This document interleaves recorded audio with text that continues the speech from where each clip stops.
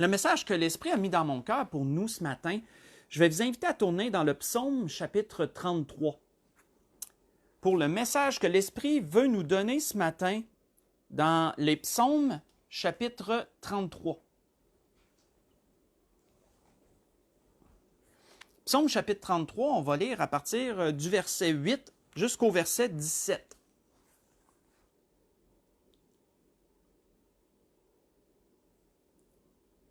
Je vais vous laisser le temps, je veux juste vous laisser le temps de vous y rendre. Donc, excusez-moi. Psaume chapitre 33, on va débuter au verset 8. Il est dit, excusez-moi. Il est dit que toute la terre craigne l'Éternel, que tous les habitants du monde tremblent devant lui. Car il dit, et la chose arrive. Il ordonne, et elle existe. L'Éternel renverse les desseins des nations, il anéantit les projets des peuples. Les desseins de l'Éternel subsistent à toujours, et les projets de son cœur de génération en génération. Heureuse la nation dont l'Éternel est le Dieu. Heureux le peuple qu'il a choisi pour son héritage. L'Éternel regarde du haut des cieux, il voit tous les fils de l'homme. Du lieu de sa demeure, il observe tous les habitants de la terre. Lui qui forme leur cœur à tous, qui est attentif à toutes leurs actions. Ce n'est pas une grande armée qui sauve le roi. Ce n'est pas une grande force qui délivre les héros. Le cheval est impuissant pour assurer le salut, et toute sa vigueur ne donne pas la délivrance. Je vais arrêter ici, je vais arrêter au verset 17. On peut voir ici que le psalmiste, celui qui a composé ce psaume, il nous présente Dieu de plusieurs façons. Il nous présente Dieu, premièrement, comme celui qui est l'auteur de toutes choses, comme celui qui est le créateur. Vous savez, l'auteur, si on prend par exemple l'auteur d'un livre, c'est celui qui a écrit le livre. C'est celui qui l'a pensé, le livre. C'est celui qui l'a tout imaginé. C'est celui qui l'a couché sur papier. Il est l'auteur. Le psalmiste nous présente Dieu comme étant l'auteur d'absolument tout. Absolument tout. De la création tout entière, tout ce qu'on voit, tout ce qu'on sait. Dieu en est l'auteur. C'est pourquoi il dit au verset 9, « Car il dit, et la chose arrive, il ordonne et elle existe. » Si on recule dans la Genèse, c'est ce qui est dit. Par le Verbe, Dieu a créé toute chose. Dieu a dit, et la chose est. Donc, on voit que l'auteur nous réfère à ça premièrement. On voit que l'auteur aussi nous dit que c'est celui qui est au-dessus de toute chose. Si on relit le verset 13 et 14, il dit « L'Éternel regarde du haut des cieux ». Donc, voyez-vous que l'auteur nous dépeint Dieu comme étant quelqu'un d'au-dessus de nous, comme étant un être au-dessus de tout ce qui se passe présentement. Il est au-dessus et il regarde tous les fils de l'homme. Il nous voit tout agiter, il nous voit tout bouger d'un côté puis d'un autre. Il voit absolument le tableau en entier. Dieu, du lieu de sa demeure, il observe tous les habitants de la terre. Donc, il est au-dessus de toutes choses. On voit qu'il nous dépeint aussi comme étant celui qui voit toutes choses. Non seulement il nous voit bouger, il nous voit agir, mais il voit aussi nos cœurs. Dieu voit absolument tout. C'est pour ça qu'il dit au verset 15, « Celui qui forme leur cœur à tous et qui est attentif à toute leur voix. » Attentif à toute leur voix. On voit qu'il nous présente Dieu aussi comme quelqu'un qui peut influencer toute chose. Il peut influer sur les événements. Dieu fait arriver les choses selon son dessein, selon sa volonté. C'est lui qui influe. Vous savez, quand vous influez sur quelque chose, c'est que vous le modifiez. Vous pouvez le modifier. Vous pouvez lui donner la direction que vous voulez. Si vous influez sur quelque chose, vous lui donnez la direction que vous voulez. C'est pour ça qu'il nous est dit que l'Éternel renverse les desseins des nations, il anéantit les projets des peuples. C'est lui qui influe sur les événements selon son bon plaisir, selon sa volonté. Et on voit que la Bible nous dépeint aussi Dieu comme étant, le psalmiste ici, nous dépeint Dieu aussi comme étant celui qui a le contrôle. Il a le contrôle sur absolument tout. C'est pour ça qu'il est dit au verset 11, « Les desseins de l'Éternel subsistent à toujours. » Vous savez, quand vous avez un dessein, c'est que vous avez un projet. Un dessein, c'est ça, c'est un projet que vous avez. Donc, les desseins de l'Éternel, les projets de Dieu, on pourrait dire en d'autres mots, subsistent à toujours, et les projets, dans le fond, il redit le mot, les projets de son cœur de génération en génération. Autrement dit, ce que Dieu veut, ça l'arrive. Automatiquement, ça l'arrive parce qu'il le veut. Parce que, à cause de toutes les raisons que le psalmiste vient de nous démontrer. Ce qui est intéressant, ce sur quoi l'Esprit va arrêter notre attention, c'est le verset 10, c'est lorsqu'il est parlé de renverser. Lorsqu'il dit « L'Éternel renverse les desseins des nations, il anéantit les projets des peuples ». Renverser, ça veut dire quoi? Dans cette définition-ci, le mot renverser veut dire réduire à rien, veut dire détruire, en d'autres mots, mettre à terre, détruire. Il renverse les desseins des nations. Mais le mot renverser peut prendre plusieurs sens. On voit que le psalmiste ici nous a décrit Dieu de bien des façons, comme je viens de vous le dire, mais il nous met aussi en lumière que Dieu est celui qui influe sur les événements parce qu'il peut renverser. C'est pour ça qu'il influence les événements, Dieu, parce qu'il peut renverser les desseins des peuples. Il peut mettre les choses à terre, il peut les réduire à rien, il peut détruire Dieu s'il veut. Mais il y a une autre définition du mot renverser que je vous dirais qui est intéressante. Faites juste écouter. Je vais vous amener dans ce que Marie, qui a été la mère physique, corporelle, et je tiens à le spécifier, la mère corporelle de notre Seigneur Jésus, elle a été la mère corporelle de notre Seigneur Jésus, Marie, lorsqu'elle a su qu'elle était enceinte, elle a composé un cantique, Marie. Lorsqu'elle a su que l'Esprit de Dieu était venu sur elle, puis qu'elle allait porter le Fils de Dieu, elle a composé un cantique, Marie, et elle a dit quelque chose dans son cantique qui est intéressant dans ce que l'Esprit veut nous donner ce matin. Faites juste écouter. On voit que Marie a dit « Mon âme exalte le Seigneur, et mon esprit se réjouit en Dieu, mon Sauveur, parce qu'il a jeté les yeux sur la bassesse de sa servante. Car voici désormais toutes les générations me diront bienheureuse, parce que le Tout-Puissant a fait pour moi de grandes choses, son nom est saint, et sa miséricorde s'étend d'âge en âge sur ceux qui le craignent. Il a déployé la force de son bras, il a dispersé ceux qui avaient dans le cœur des pensées orgueilleuses, il a renversé les puissants de leur trône, il a élevé les humbles, il a rassasié de biens les affamés, il a renvoyé avides les riches, ou il a renvoyé les riches avides. On va arrêter ici. Nous voyons ici, dans ce que je viens de vous lire, qui est en passant, qui est dans Luc chapitre 1, j'ai lu du verset 46 jusqu'au verset 53. Dans Luc chapitre 1, j'ai lu le verset 46 au verset 53. Et dans ce qu'il nous est dit ici, on voit que Marie utilise aussi ce même mot. Elle utilise le mot renverser aussi. Et quand on le lit à la base, on pourrait penser que la signification est très similaire à ce qu'on a lu dans le psaume 33. Et c'est un peu vrai.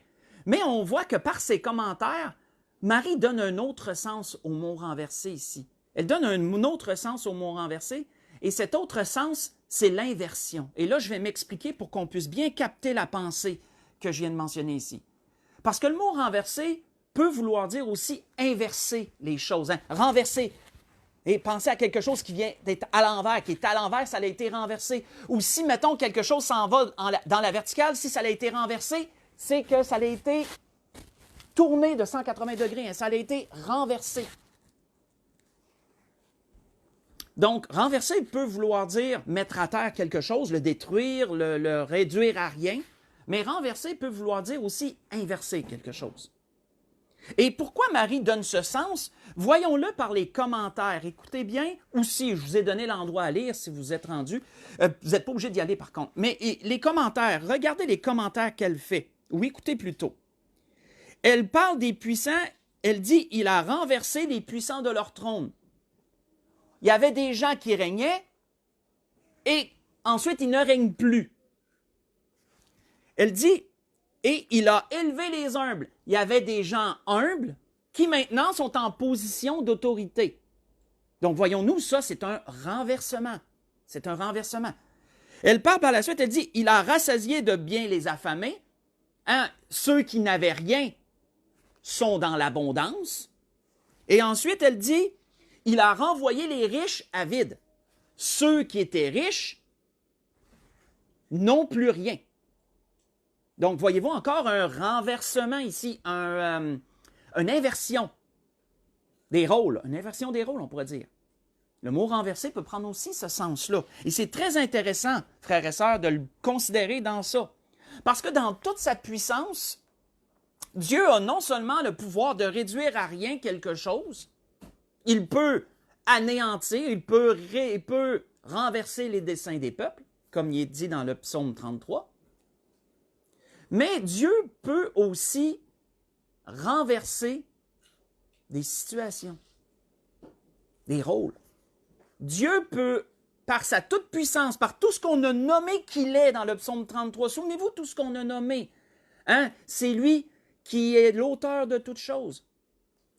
C'est lui qui est au-dessus de tout. C'est lui qui est en contrôle de tout. C'est lui qui influe sur tout. Donc Dieu a ce pouvoir de renverser les choses, d'opérer ce qu'on appelle des renversements. Et c'est la pensée dans laquelle l'Esprit veut nous diriger ce matin. Les renversements que Dieu peut opérer. Un renversement, c'est une inversion des choses. C'est que les choses s'en aillent vers un sens et tu les amènes complètement dans un autre sens. Ça, c'est un renversement.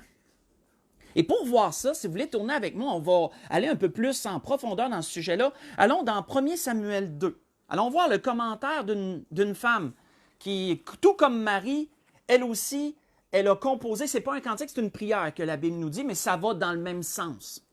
Ça va dans le même sens. Donc, dans 1 Samuel 2, allons voir la prière de Anne. 1 Samuel, chapitre 2. Pour ceux qui désirent suivre.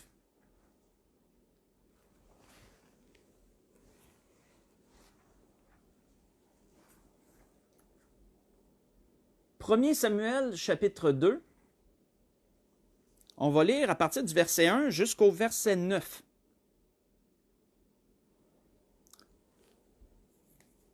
Donc, il nous est dit, Anne pria et dit, « Mon cœur se réjouit en l'Éternel. Ma force a été relevée par l'Éternel. Ma bouche s'est ouverte contre mes ennemis. Car je me réjouis de ton secours. Nul n'est saint comme l'Éternel, il n'y a point d'autre Dieu que toi. Il n'y a point de rocher comme notre Dieu. Ne parlez plus avec tant de hauteur, que l'arrogance ne sorte plus de votre bouche. Car l'Éternel est un Dieu qui sait tout, et par lui sont pesées toutes les actions. » Donc, voyez-vous qu'elle revient un peu sur les mêmes points que le psalmiste dans le psaume 33. Elle revient un peu sur les mêmes, je dirais, aptitudes de Dieu, ces mêmes critères, c'est ce qui fait sa personne.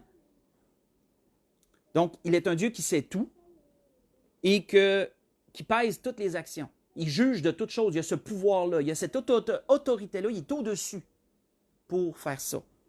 On voit elle continue au verset 4 en disant « L'arc des puissants est brisé et les faibles ont la force pour ceinture. » Et là, voyez-vous, les inversions commencent. Là. Les renversements.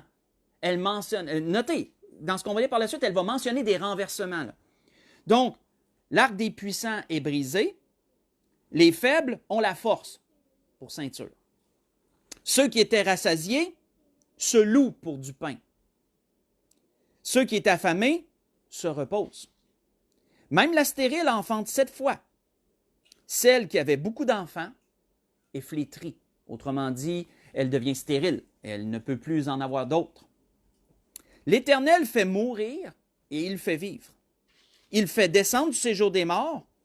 Il en fait remonter. Autrement dit, ressusciter, la résurrection. Il en fait ressusciter. On sait de qui on parle ici. Quelle image on peut avoir? L'Éternel appauvrit et il enrichit.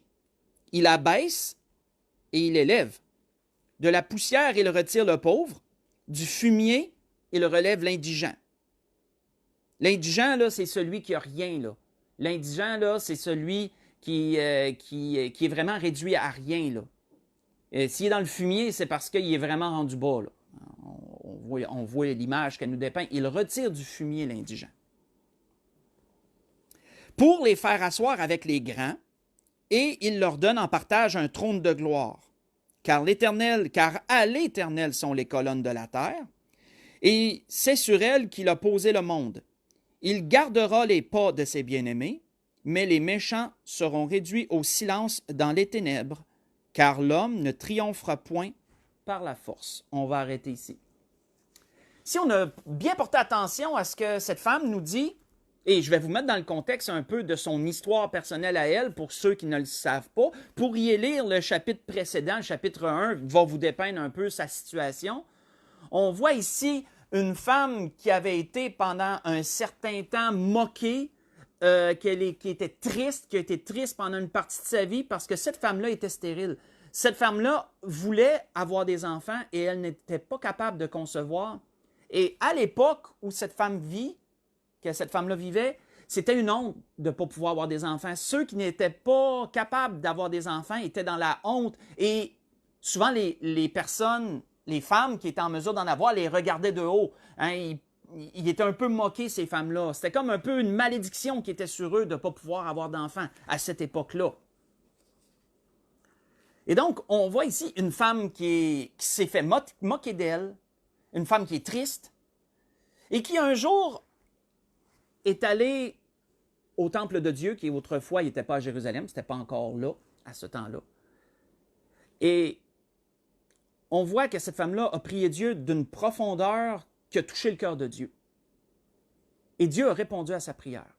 Et cette femme-là a pu avoir un fils. Et j'imagine, la Bible ne le dit pas, mais je suis certain qu'elle en a eu d'autres après. Mais ça, c'est mon opinion personnelle. Mais cette femme-là a eu un fils, puis elle avait dit, elle avait dit à Dieu, si tu me donnes un fils, je vais te l'offrir. Autrement dit, là, il va être à ton service tous les jours de sa vie. Il va t'appartenir. Il va te servir toujours. Mais Dieu y a donné. Dieu a répondu à sa prière. Et on voit que, suite à la réponse que Dieu a donnée à sa prière, elle a composé cette prière-là. Elle a composé cette prière-là et on voit qu'elle l'a couchée sur papier puisque nous pouvons la lire encore aujourd'hui bien longtemps. Ça fait bien longtemps qu'elle a écrit ça. Mais notez les inversions, notez les renversements qu'elle mentionne tout au long. Hein, là, à partir du verset 4 jusqu'au verset 8, ce n'est que des renversements que Dieu peut opérer. Les forts deviennent faibles, les faibles deviennent forts. Celle qui est stérile, elle enfante. Ça, on peut savoir que c'est son cas à elle qu'elle parle. Là. Celle qui est stérile, elle enfante. Celle qui est enfantée devient flétrie. On voit que le pauvre prend une place avec les grands. Les grands sont réduits à rien. Des renversements, frères et sœurs.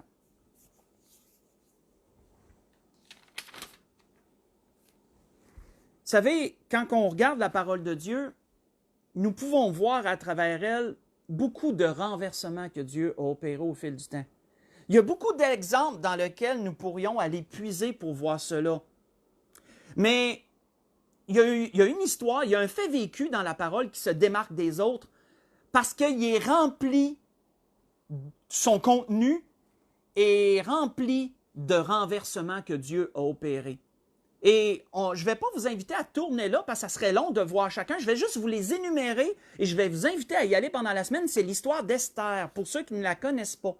Dans le livre d'Esther, vous n'êtes pas obligé d'y tourner parce que moi, je vais simplement vous énumérer les faits, des renversements qui ont été opérés dans l'histoire d'Esther. Et vous pourrez aller lire, je vous invite à aller lire l'histoire pendant la semaine parce qu'aller voir chacun de ce que je vais vous énumérer pourrait être long, mais je vais vous donner quand même les versets. Donc, vous pourrez tous les prendre en note et si vous désirez méditer le message que l'Esprit nous donne ce matin pendant la semaine, pour aller aller revisiter ça. Donc, dans l'histoire d'Esther, c'est une histoire qui nous démontre beaucoup de renversements que Dieu a opérés dans la même histoire. Dans la même histoire, Esther a 10 chapitres, une belle histoire à lire, un fait vécu. Qui s'est déroulé, je l'ai noté pour ceux qui sont intéressés à le savoir, ça s'est déroulé entre 483 et 473 avant Jésus-Christ. Donc, c'est un fait vécu, là. C'est vraiment, je parle d'une histoire, parce que c'est de l'histoire, mais c'est vraiment quelque chose qui s'est passé. Dans l'histoire juive. Dans l'histoire juive, lorsque les Juifs étaient sous la domination des Perses, au temps du règne du roi Assuérus. Donc, beaucoup de renversements dans cette histoire et je vous les nomme. Pour vraiment qu'on puisse capter pleinement ce que Dieu est capable de faire. ce que Dieu peut opérer comme renversement. Donc, on voit que dans l'histoire d'Esther, il nous est dit que Esther était une orpheline. Vous voyez ça dans le chapitre 2, au verset 7. Esther était une orpheline, mais elle est devenue une reine. Dans le chapitre 2, toujours, mais le verset 17, cette fois-ci. D'orpheline, à travers un concours de circonstances, elle est devenue reine des Perses.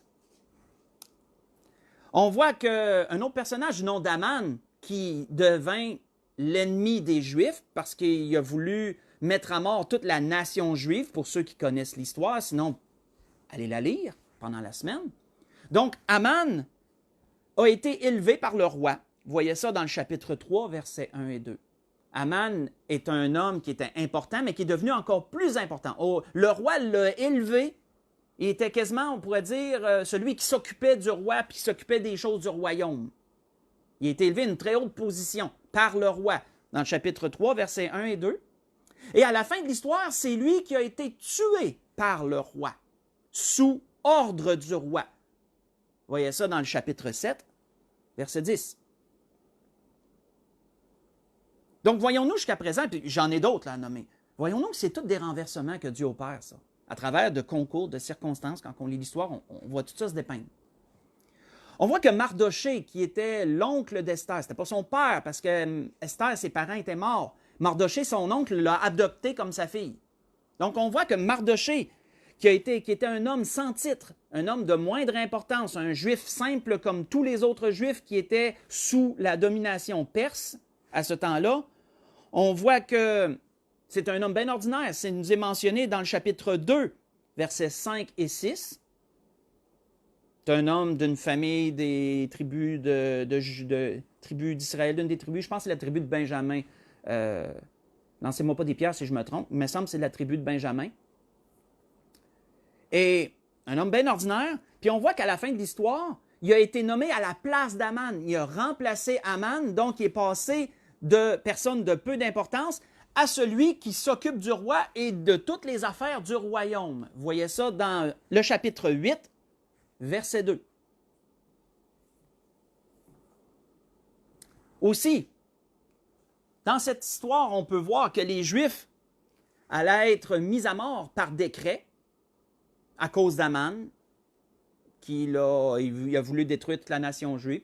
Un jour, il avait apporté au roi ce plan et le roi l'avait accepté. Donc, par décret, les Juifs allaient être anéantis, allaient être détruits par tous leurs ennemis à une telle date. Tous les ennemis avaient le droit de détruire, avaient le droit de tuer, d'aller tuer les Juifs. Donc, on voit qu'il y avait eu un décret pour tuer tous les Juifs. Vous voyez ça dans le chapitre 3, verset 13. Et à la fin de l'histoire, on voit que c'est les Juifs qui ont pu tuer tous leurs ennemis par décret aussi. On voit qu'un renversement total de situation, c'est les Juifs qui ont pu par décret tuer tous leurs ennemis. Vous voyez ça dans le chapitre 8, versets 11 et 12.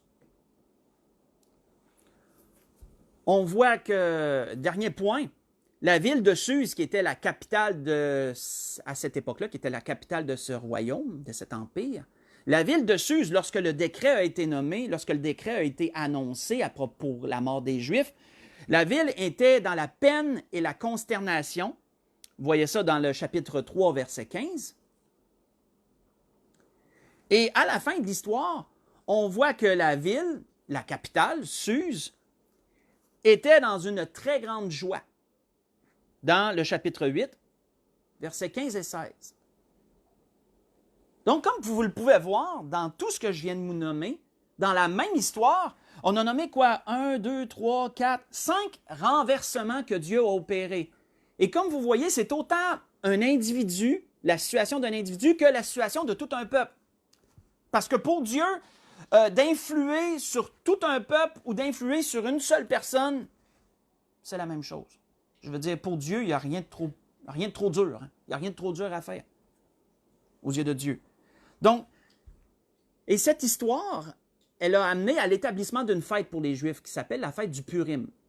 Dans notre mot à nous, ils ont un mot hébreu pour mentionner, je ne me souviens plus exactement du mot hébreu, mais ils ont un mot hébreu pour mentionner le nom de cette fête. Donc, le Purim, que nous, on la connaît sous ce nom-là. Et cette fête du Purim, lorsqu'ils la fêtent, les Juifs, ça leur rappelle toujours leur histoire. Ça leur rappelle toujours comment Dieu peut opérer de grands renversements. Comment Dieu peut transformer, comment il peut inverser les choses, comment Dieu peut les transformer, les choses. Et juste une parenthèse que je vais ouvrir et refermer, c'est quelque chose que j'ai trouvé spécial. C'est que la fête du Purim, savez-vous quand est-ce qu'elle arrive, la fête du Purim? La fête du Purim, elle vient de se fêter dans le début mars. Elle a été fêtée dans la soirée du 9 au 10 mars de cette année. Elle revient toujours à peu près dans le même mois. Et saviez-vous que ça, c'est à peu près juste avant que la crise du COVID-19 éclate? Quand vous faites reculer les dates, là, à partir du temps que le monde entier a été mis en lockdown, on pourrait dire, là. J'ai pas le mot, excusez l'anglicisme, là. En arrêt. Ben, ça a été dans le début mars. Juste après la fête du Purim. Donc, je ne suis pas en train de dire que c'est de la faute des Juifs que ça s'est arrivé. Faites pas des associations que j'ai pas faites, là. Mais c'est intéressant. Je trouve intéressant de faire le lien que Dieu rappelle les renversements qu'il peut opérer juste après une crise comme celle qu'on vit. Donc, on peut le prendre dans deux sens. Soit qu'on peut le prendre dans le sens que regardez comment ça allait bien, puis que tout d'un coup, qu'est-ce qui se passe? Donc, le renversement. Mais on peut le prendre aussi dans le sens que regardez ce qui arrive, puis comment Dieu peut renverser les choses et les ramener à leur état normal rapidement. Moi, je le prends dans le deuxième sens, moi. Comment Dieu est capable, dans sa toute-puissance, de renverser les choses et de terminer cette crise-là aussi rapidement qu'elle est arrivée. Moi, je laisse ça comme ça, je vous laisse ça comme ça. Chacun par rapport à sa foi. Mais continuons.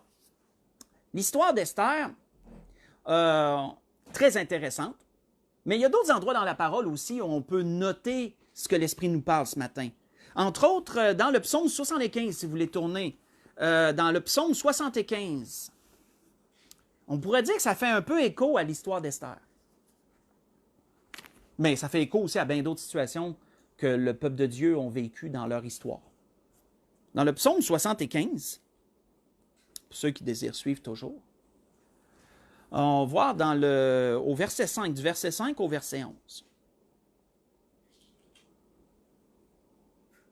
Donc, il est dit, « Je dis à tous ceux qui se glorifient, ne vous glorifiez pas. Et aux méchants, n'élevez pas la tête. » Dans le sens, ne soyez pas orgueilleux. Ne faites pas comme... Ne faites pas ça. Ne soyez pas orgueilleux. N'élevez pas la tête. N'élevez pas si haut votre tête. Ne parlez pas avec tant d'arrogance. Car ce n'est ni de l'Orient, ni de l'Occident, ni du désert que vient l'élévation. Mais Dieu est celui qui juge. Il abaisse l'un et élève l'autre. Il y a dans la main de l'Éternel une coupe où fermente un vin plein de mélange, et il en verse. Tous les méchants de la terre sucent et boivent jusqu'à la lie. À la lie, là, c'est jusqu'au fond. Et vous savez qu'à cette époque-là, dans le fond du verre, c'est souvent les dépôts. C'était souvent les restants. Hein? Les restants, la lie, c'est ce qui reste dans le fond, là. Si on dit qu'ils boivent jusqu'à la lie, mais ça veut dire qu'ils boivent jusqu'au fond. Et autrement dit, c'est tout au complet, là. Donc, ils boivent jusqu'à la lie. Je publierai ces choses à jamais. Je chanterai en honneur du Dieu de Jacob et j'abattrai toutes les forces des méchants. Les forces du juste seront élevées. Donc, voyons-nous ici, dans ce qu'on vient de lire, encore les renversements. Il nous est mentionné encore des renversements que Dieu peut opérer. Hein, ceux qui s'élèvent vont être abaissés.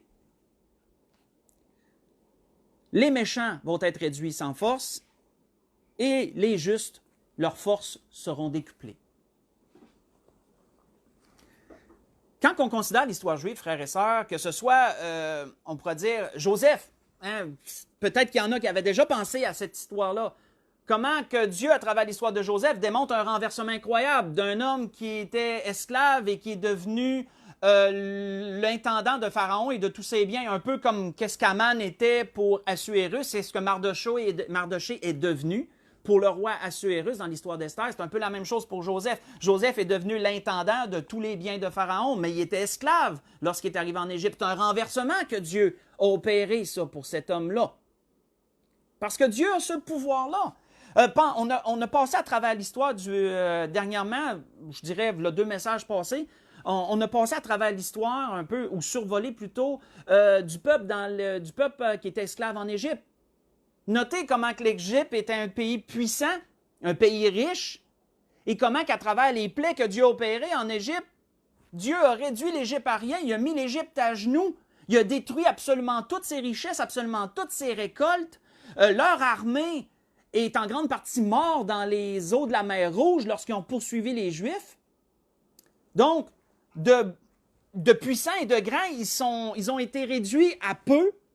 Et notez que les esclaves juifs, lorsqu'ils sont sortis avec des grandes richesses, sont sortis avec les richesses de l'Égypte que la Bible nous dit, et que donc, que de peu qu'ils avaient, qu'ils étaient, ils sont sortis de là comme des rois, on pourrait dire. On les a laissés aller, et en plus, ils avaient toutes les richesses, on peut amener les vases d'or, d'argent, etc. Donc ça, c'est un renversement aussi, frères et sœurs. C'est un renversement énorme que Dieu a opéré, ça.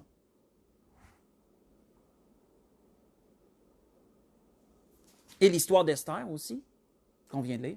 Toutes ces choses nous démontrent, frères et sœurs, comment que Dieu est en contrôle et comment que Dieu peut opérer des choses grandioses, extraordinaires.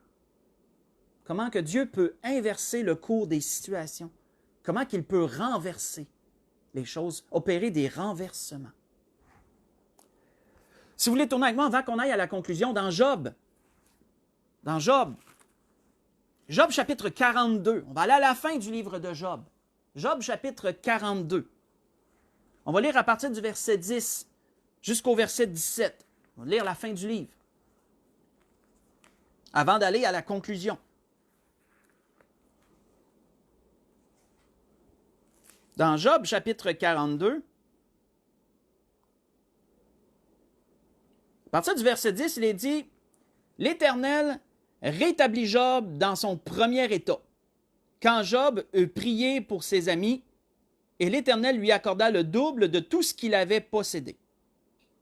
Les frères, les sœurs et les anciens amis de Job vinrent tous lui rendre visite, parce qu'il avait tout abandonné, hein, sa famille. Je ne parle pas de ses enfants qui étaient morts, mais je veux dire, même sa femme s'était revirée un peu contre lui, de ce qu'on peut voir dans le début. Ses amis ne voulaient plus aller le voir parce que son allure était méconnaissable, repoussante, puis en même temps peut-être contagieux. Hein? Et là, il avait vraiment tout perdu. Donc, ses frères, les sœurs, les anciens amis de Job vinrent tous lui rendre visite. Et c'est pour ça qu'il est anciens amis. Anciens amis. Et là, ils sont comme redevenus ses amis. OK? Ils le plaignèrent et le consolèrent de tous les malheurs que l'Éternel avait fait venir sur lui. Et chacun lui donna un kézita et un anneau d'or. Un kézita, c'est un morceau d'argent. Un morceau d'argent ou quelque chose qui servait de monnaie. Puis la valeur n'est pas connue de ce qu'on peut répertorier dans la Bible. La valeur d'un kézita n'est pas connue, mais c'est quelque chose de précieux. Ils ont tous donné quelque chose de précieux. Donc, pendant ces dernières années, Job reçut de l'Éternel plus de bénédictions qu'il n'en avait reçues dans les premières. Il posséda 14 000 brebis, 6 000 chameaux, 1000 paires de bœufs et 1000 ânesses. Il eut 7 fils et 3 filles. Il donna à la première le nom de Jemima, la seconde celui de Ketsia, à la troisième de Keren-Apuk. Il n'y avait pas dans tout le pays d'aussi belles femmes que les filles de Job. Leur père leur accorda une part d'héritage parmi leurs frères. Job vécut après cela 140 ans, et il vit ses fils et les fils de ses fils jusqu'à la 4e génération. Et Job mourut âgé et rassasié de jours. Quand on considère, frères et sœurs, ce qui était arrivé à Job, et qu'on sait que c'est un homme qui a été grandement attaqué par le malin, c'est un homme qui a tout perdu, tous ses biens. Ses enfants sont morts.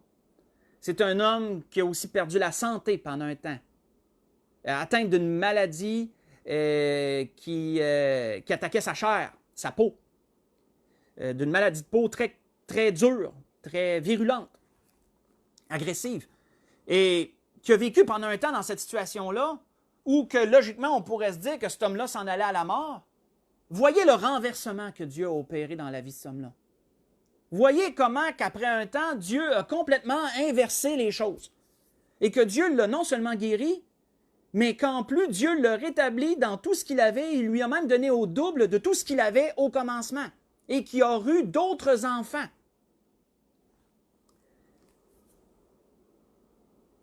Ce que l'Esprit voulait nous donner ce matin, frères et sœurs, est pour nous faire prendre conscience de la grandeur et de la puissance du Dieu que l'on a. La grandeur et la puissance du Dieu que l'on a. Nous avons un Dieu, frères et sœurs, capable de l'impossible. Et tout ce que la Bible nous raconte, ce n'est pas seulement que des histoires. Ce sont des faits vécus. Ce sont des faits qui ont été, comment je pourrais dire, étudiés par des historiens, par des archéologues, par des théologiens. Ce sont des choses véridiques qui nous sont dites dans la parole de Dieu. Le Dieu que la Bible nous dépeint n'est pas simplement une image, n'est pas simplement un Dieu inventé par les hommes. C'est un vrai Dieu. C'est le Dieu qui est et qui était et qui vient. C'est la vérité, frères et sœurs. Dieu est réel. La puissance de Dieu est réelle. La présence de Dieu est réelle. Le contrôle de Dieu sur toute chose est réel. Et l'influence qu'il peut avoir sur le cours des événements dans l'histoire de notre vie personnelle ou l'histoire mondiale, si je pourrais dire ça comme ça, est réelle également. Dieu peut absolument tout, frères et sœurs. Mais le croyons-nous, ça? Croyons-nous en ce Dieu qui est capable d'opérer des renversements?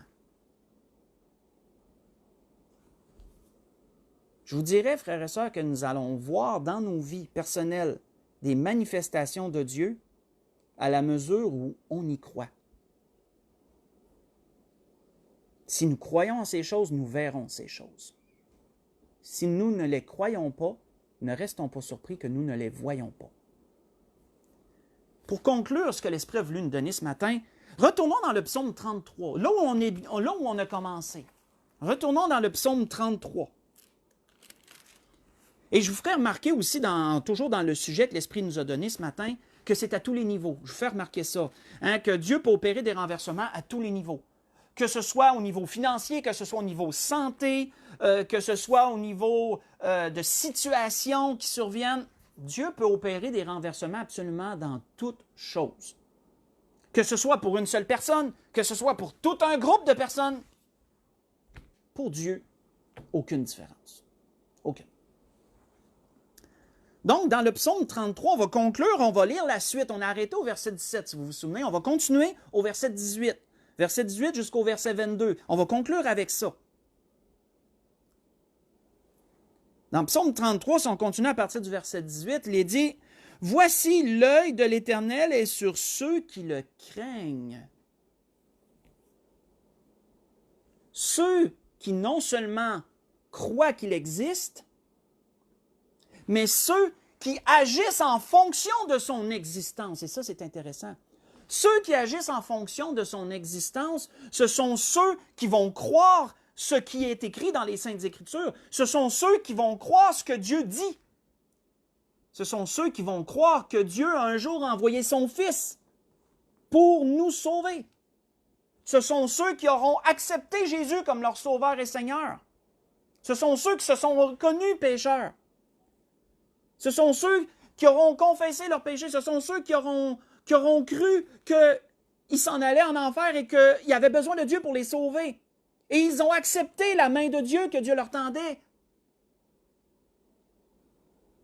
Ce sont ceux-là qui craignent Dieu. Ceux-là qui marchent dans leur vie quotidienne en fonction, toujours ayant cette pensée ou arrière-pensée que Dieu les regarde, que Dieu est là. Et comme qu'il est écrit dans le psaume 33, qu'il, du haut des cieux, sonde les fils de l'homme.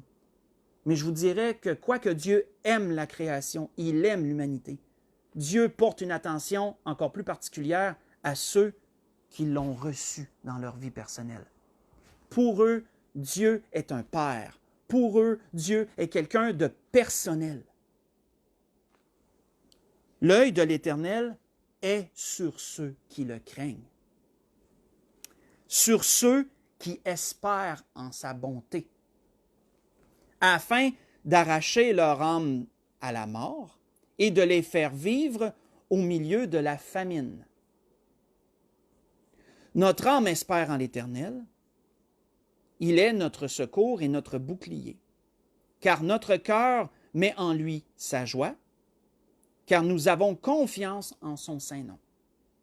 L'Éternel, Éternel, que ta grâce soit sur nous, comme nous espérons en toi. Donc, et je vous fais juste remarquer ici le dernier verset, verset 22, là, c'est un peu en une proportion.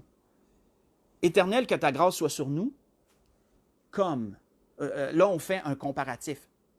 Que ta grâce soit sur nous, comme on espère en toi. Ça veut dire quoi?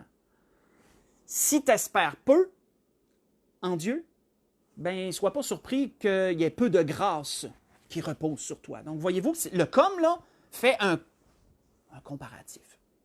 Si tu espères totalement en Dieu, ben, sois pas surpris que la grâce de Dieu va reposer entièrement sur toi. Donc, voyons-nous que c'est à notre avantage de regarder vers Dieu et d'espérer en lui, parce que plus qu'on le fait, plus que sa grâce va reposer sur nous. Donc, le comme fait toute la différence dans ce qu'on vient de lire là. Et ce que je voudrais vous laisser, la pensée sur laquelle l'Esprit veut nous laisser, je vais conclure complètement avec une chose que l'apôtre Paul avait dite, et je conclue complètement là-dessus. L'apôtre Paul avait dit aux Romains, il avait dit, « Que dirons-nous donc à l'égard de ces choses? » Pensons à ce qu'on vient d'avoir, ce que l'Esprit vient de nous donner là, ce matin. Là. Que dirons-nous donc à l'égard de ces choses? Si Dieu est pour nous, qui sera contre nous? Lui qui n'a point épargné son propre Fils, mais qui l'a livré pour nous tous, comment ne nous donnera-t-il pas aussi toutes choses avec lui? Ce que je vous ai lu, c'est dans Romains 8. J'ai lu du verset 31 et verset 32. Si Dieu est pour nous, qui sera contre nous? Si nous avons dans nos vies le Dieu qui peut opérer des grands renversements, ben on n'est pas chanceux, on est béni. C'est pas une question de chance. Ça ne m'a pas tombé sur la tête que Dieu soit avec moi. C'est un cheminement qu'on entreprend chacun personnellement, donc c'est pas une question de chance. On est béni parce qu'on a pris la main que Dieu nous a tendue. Et Dieu n'a pas épargné son Fils, et Dieu a donné ce qu'il y avait de plus cher à l'humanité. Puis, en plus de ça, si Dieu a fait ça, est-ce que Dieu ne donnera pas les choses de moindre importance aussi? C'est un peu ce que Paul dépeint. Si Dieu a donné son Fils qui n'est même pas équivalent à toutes les richesses qui peuvent exister, parce que c'est beaucoup plus grand, Dieu, notre Seigneur Jésus est beaucoup plus grand que ça. Donc, si Dieu a donné son propre Fils, est-ce qu'il ne donnera pas toutes choses avec lui? Autrement dit, est-ce qu'il ne donnera pas tout ce qui est moindre importance avec le Seigneur? Donc oui, ben oui. Dieu ne donnera pas ce qui est le plus important pour dire après, ces autres choses-là, non. Non. Dieu, si Dieu a donné le meilleur en premier, bien tout le restant, il va le donner ensuite. C'est juste logique. Le passage est fait, là, je veux dire. En tout cas, je pourrais m'éterniser, là, mais je ne veux pas trop. Ceux qui me connaissent le savent, je peux tomber dans un narratif d'explication qui ne finit plus. Mais je pense que vous avez le portrait. Frères et sœurs, la grâce que je nous souhaite à tous, c'est qu'on garde dans notre cœur, qu'on garde ancré dans notre cœur qu'on a un Dieu qui peut opérer des renversements. Donc, peu importe la situation qu'on vit, et peu importe la situation qu'on vit, je veux dire pas juste personnelle, mais je veux dire, ce qu'on vit présentement, là, moi, je crois que Dieu peut renverser les choses. Moi, je le crois. Vous, le croyez-vous? C'est la question que chacun pourrait se poser. Mais Dieu peut faire des grands renversements dans nos vies personnelles aussi, peu importe ce que vous vivez. Et gardons cette pensée, et c'était ce que l'Esprit voulait nous donner ce matin. Je vais conduire en prière pour conclure. Je ne l'ai pas fait la semaine passée, je l'ai oublié, ma femme me l'a dit après. Mais je vais conduire en prière. Éternel Dieu, mon Père, on te glorifie, mon Dieu. On te remercie pour la parole que tu nous donnais encore ce matin par ton Esprit.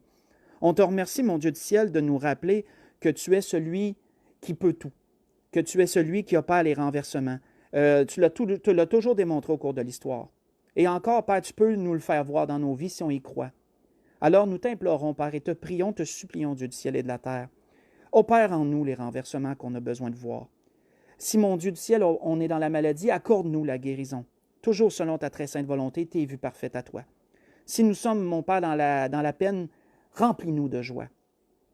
Si nous sommes dans la noirceur, mets ta lumière. Si, Seigneur, on est abattu, relève nos forces, renverse les choses. Seigneur, nous te prions d'être avec nos personnes âgées. Nous te prions d'être avec nos pasteurs. Nous te prions d'être avec nos églises. Nous te prions, Seigneur, d'être avec tous ceux qui œuvrent dans ce monde pour notre bien-être à tous. Ceux qui travaillent dans les hôpitaux, ceux qui travaillent pour acheminer la nourriture, peu importe, Seigneur. Puisses-tu les bénir pour ce qu'ils font, Seigneur. Nous te prions, mon Dieu du ciel, pour nos gouvernements, que tu leur accordes la sagesse de bien gérer cette crise, Seigneur. Mon Dieu du ciel, nous remettons entre tes mains toute autre chose. Et c'est dans le précieux nom béni de Jésus qu'on a prié, et c'est à la gloire et à la louange de ton nom. Amen. Bonne journée à tous, que le Seigneur vous bénisse.